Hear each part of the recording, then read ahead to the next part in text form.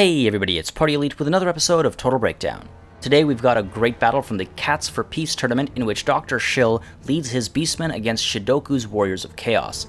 Just a note, Dr. Shil is another Total War YouTuber, and if you'd like to check his channel out, you can follow the link in the description below. Now, the Beastmen are led by Morgr the Shadowgave with Apocalyptic Vision, Spirit Essence of Chaos, and the Stave of Ruinous Corruption. The accompanying Bray Shaman of Shadows comes in on a chariot with Melkoth's Mystifying Miasma, the Withering, Pit of Shades, a Scroll of Leeching, and Arcane Conduit, and the Gorbel comes in with Slaughterer's Call. 2 units of Ungor Spearmen, 2 units of Goreherd, and a unit of Besta Goreherd are going to have a hard time against the Warriors of Chaos as they have minimal armor piercing among them, and they're going to rely heavily on the support of the Senegors, the Chaos Warhounds with Poison, the Harpies, the 2 units of Razorgore Herd, and that unit of Minotaurs with great weapons as well. They're going to have to do a lot of work. The Warriors of Chaos are led by a Chaos Lord in the air with a Potion of Toughness and Standard Die, alongside a Chaos Sorcerer of Fire with Fireball, probably predicting Morgr will be on the field. 4 units of Forsaken are going to make quick work as long as they're frenzied, and the 2 units of Chaos Warriors and 3 units of Chaos Warriors with great weapons will do well against Beastmen infantry of all tiers, armored or not. Chaos Knights with Lances will work with the Chaos Warhounds with Poison to shut down enemy cavalry, while the Aspiring Champions will look to support the frontline engagements. Alright, as always, we're going to start with a conversation about deployment, and both sides do keep it relatively simple this time around. Let's talk about the Beastmen first. Now, the front line is extremely weak here. We've got the Ungor Spearmen herd on either flank. They are ranked up to rank 2, so that'll help their leadership and melee stats, but they're not armor-piercing whatsoever. Meanwhile, the center consists of these Gore herd, again, not armor-piercing. They are ranked up a little bit as well, but right behind them, we do have the Besta Gore herd, and these guys will be able to push in to provide some support with those armor-piercing weapons of theirs. That's going to be nice and helpful, alongside Morgr the Shadowgave, of course, able to push in with some poison support. We do also have the Razorgore herd on either flank. They'll be able to help the Ungor Spearman herd, or come in from the flanks, push in with rear charges, get some of that armor-piercing damage in, as well as some morale damage, potentially, while we have the Minotaurs with their great weapons and the Gorbel back here. Again, armor-piercing. They're typically anti-large, but they'll do well against infantry as well. And the Bray Shaman of Shadows, because he's on a chariot, can do a great amount of anti-infantry armor-piercing damage, so good call there. Meanwhile, off to the right here, we do have the Harpies, the Chaos Warhounds with Poison, and the Senegor with great weapon. Again, these guys able to push out, prevent enemy large units from coming in from the flanks, or of course push in for their own flanking maneuvers as well, rear charges, side charges, whatever it might be, and also hold airborne units at bay. So interesting selection over there, very weak when it comes to going up against the Warriors of Chaos, but let's take a look at what they are up against. So again,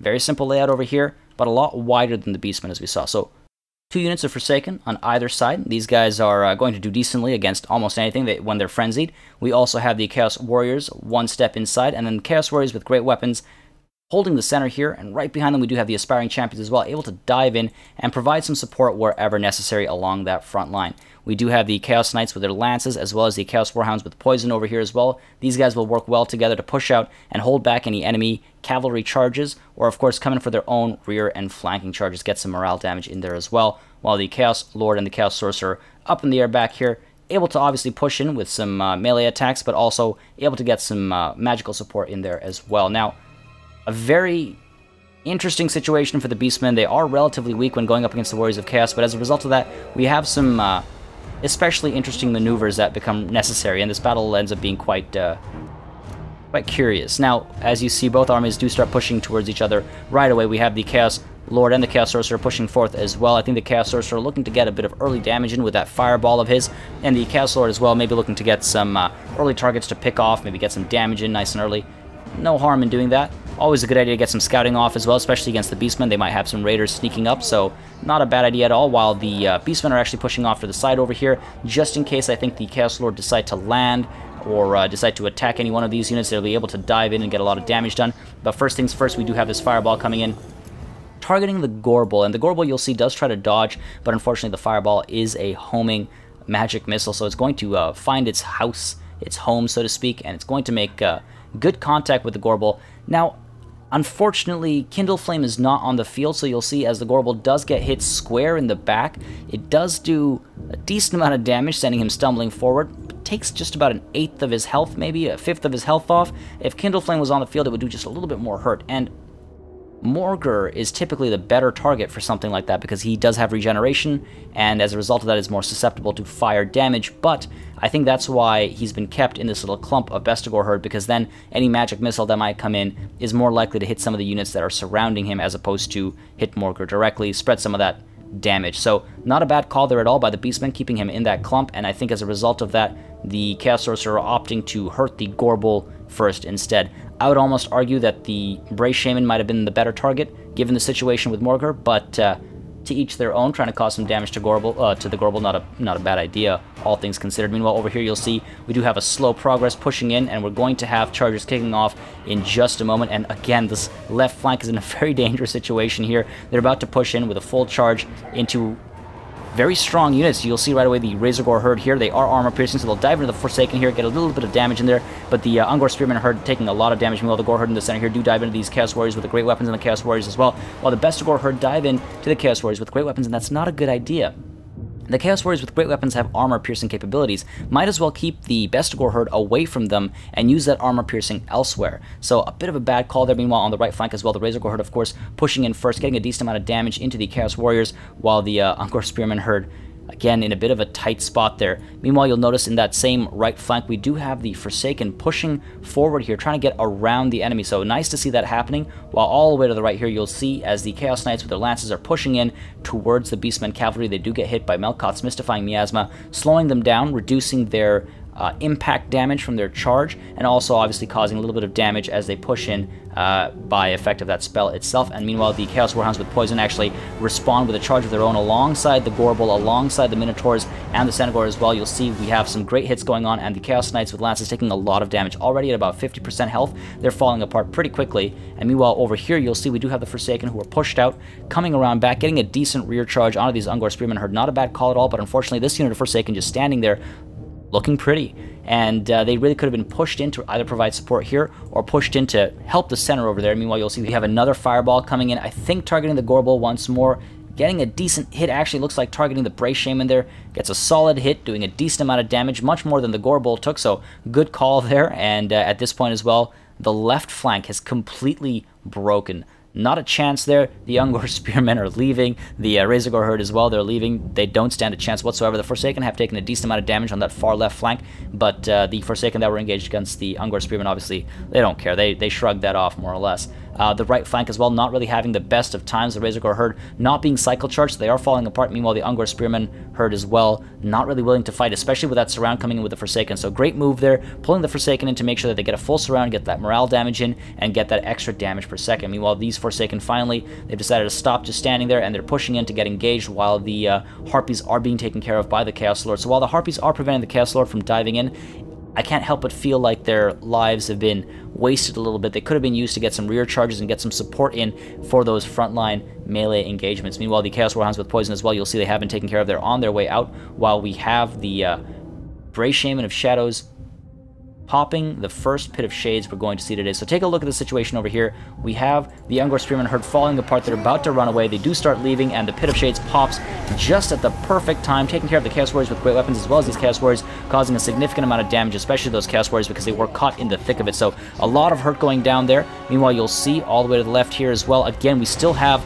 basically the Beastmen completely giving up on the melee engagements. They're all on their way out. Morgur basically able to stand there just because of his regeneration and his sheer will to fight, I suppose. Able to stick in there and stay fighting, but in a tough spot. Meanwhile, the Chaos Lord just kind of hovering up here. Should have been sent in to get some damage in. Pop into these Senegor with great weapons, finish them all once and for all, or drop into the Brace Shaman as well. Get rid of that magic on the field. It's very, very imperative to take care of magic as soon as possible, especially when it's as potent as the Lore of Shadows.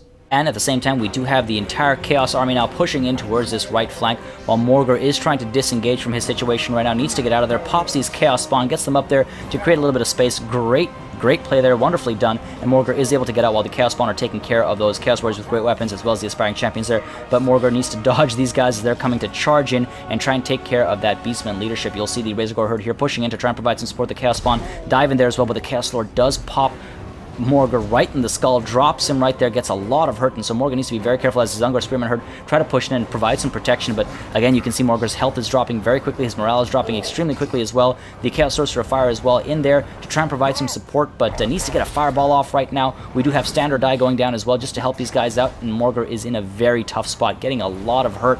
The Chaos Spawn trying to provide some support, the Razor Gore hurt as well. You see the Gorbel diving in as well onto the Chaos Lord, getting a decent amount of damage in there. Morgar regenerating some of his morale, but overall his health is in a tough spot there, still taking a lot of hurt as all these guys kind of pile in to get as much damage in as possible. And you can see the Bray Shaman there as well, trying to disengage from this horrible clump and tries to get another Pit of Shade. Look at this thing, it pops open and immediately gets all of these Chaos Warriors, the Aspiring Champions, the Forsaken, the Chaos Warriors with great weapons, they're all caught in the clump.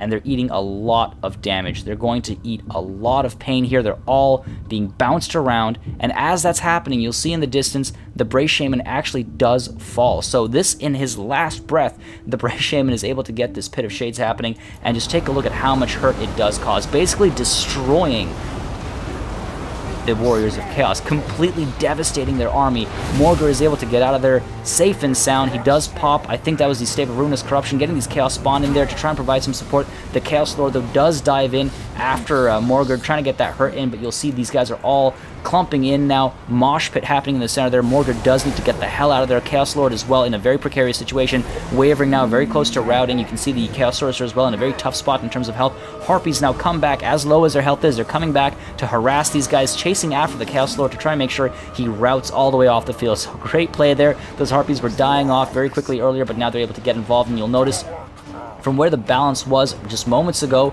with it seeming like the Warriors of Chaos would have won the day, the Beastmen now have turned the tide, and you'll see we have the Razor Gore herd pushing in for some more side charges. We do have Morgar in there getting that poison damage in, and also just trying to provide some support to the units, while the Gorbel as well getting a lot of hurt in, of course, armor piercing, anti-large, but as we all know, Gorbel loves to hit some, I was going to say hit on some infantry units as well, maybe a bit of both.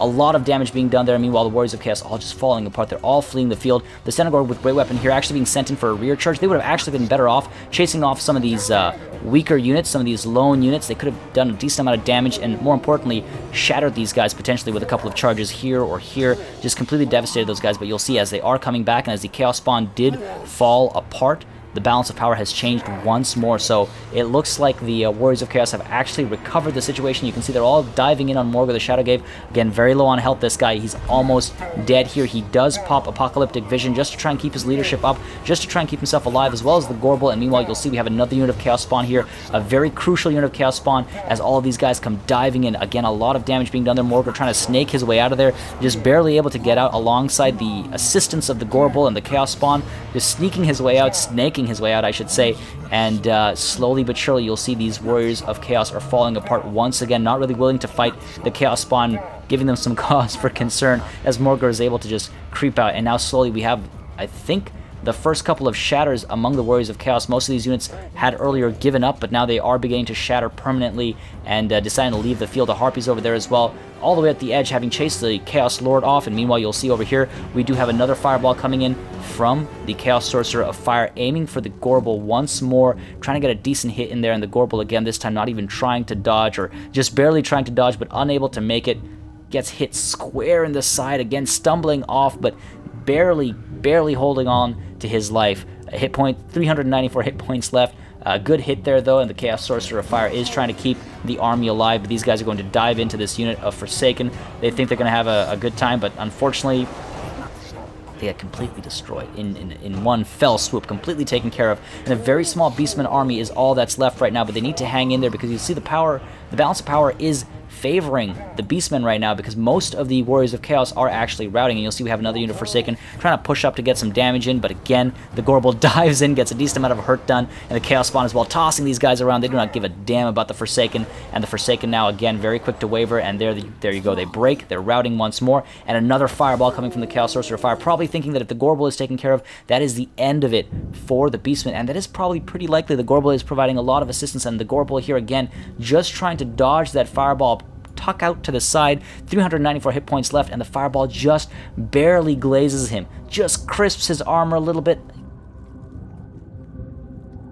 216 hit points, still very much alive. So, as much as the Chaos Sorcerer of Fire tried there, couldn't save the day, and as a result of that, you'll see we have a mass shatter about to start in just a moment's time, and a Pyrrhic victory for the Beastmen. Now, the battle went as predicted at first. The Beastmen infantry were being completely devastated because of their inability to cause damage at an effective rate. However, the Brave Shaman of Shadows, with his dying breath, gave the Beastmen a chance to recover. The Pit of Shades completely changed the tune of the battle, but persistence was still required to take it to a victory from there. The Warriors of Chaos did not press their early advantage enough, and when there's a Brave Shaman of Shadows on the field, you need to check for the Pendulum and the Pit of Shades, or at least preempt them if you're not going to take the time to check. On top of all that, despite coming in with a Chaos Sorcerer of Fire, the Warriors of Chaos did not come in with Kindle Flame, nor did they target the one unit on the field most susceptible to fire damage with fire attacks. Doing so may have won the Warriors of Chaos the battle very early on by taking care of Beastmen leadership. As always, make sure you subscribe to this channel for more Total War content and keep sending in those battle replays. I do think it's one of the best ways to learn, and it's always great to see such amazing battles highlighted from the community. Thank you very much for watching, and I'll see you on the battlefield.